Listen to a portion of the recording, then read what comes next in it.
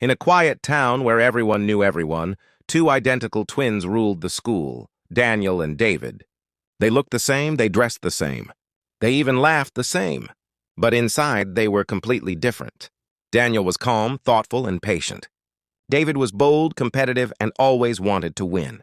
And then she arrived. Her name was Isabella. She transferred mid-term, walking into class with quiet confidence. When the teacher introduced her, both twins felt something shift. For the first time in their lives, they wanted the same thing. Her. At first, it was harmless. Both brothers helped her with homework. Both walked her to class. Both made her laugh. Isabella enjoyed their company. But she slowly started noticing something. Daniel listened when she spoke.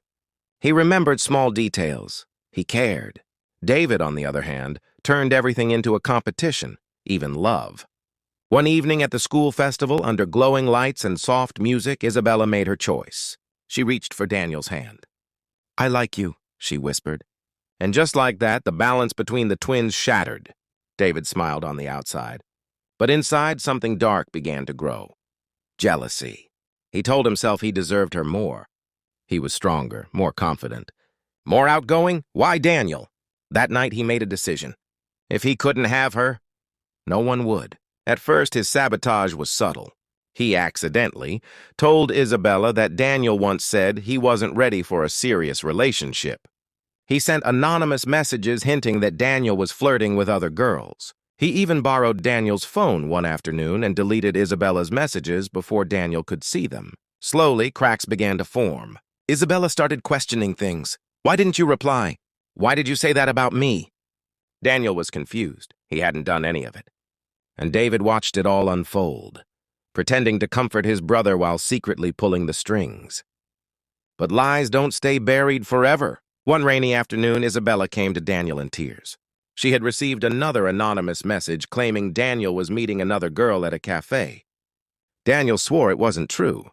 Determined to prove it, he went to the cafe at the exact time mentioned in the message, and Isabella followed from a distance. When they arrived, they saw David, sitting alone, holding Daniel's spare jacket, texting from a phone identical to Daniel's. Isabella's heart pounded. Daniel stepped forward. David froze. The truth was written all over his face. The rain poured harder as silence stretched between the twins. "Why?" Daniel asked softly. And for the first time in his life, David had no clever words. "Because you always win," he finally snapped. "You're always the good one, the favorite. I just wanted something to be mine." Daniel's voice broke. "You're my brother!" "Not my rival." Isabella watched them, seeing not villains or heroes, but two broken hearts. She walked up to David.